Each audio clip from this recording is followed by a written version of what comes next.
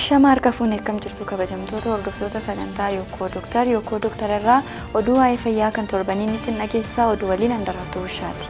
Hospitaalli Phaawulos ijoollee umuriin isaanii ji'a 3 hanga waggaa 15 ta'aniif qorannoo ijaa tola godhe.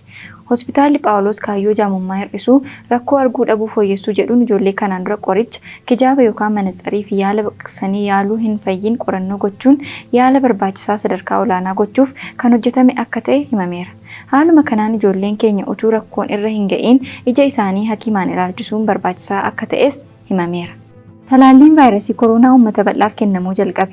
Biyyi USA fi UK yeroo jalqabaaf talaallii Pfizer mirkaneessuun namoonni akka fudhataniif haala mijeessaniiru. Biyya USA'tti jimaata darbe kan jalqabame yoo ta'u, itti aanaan pirezidaantii mootummaa USA Pence dabalatee namoonni bebbeekamoon kaameeraa duratti talaalamaniiru. Biyya UK'ttis namoonni 130 ol talaallii kana fudhachuun isaanii himamee jira.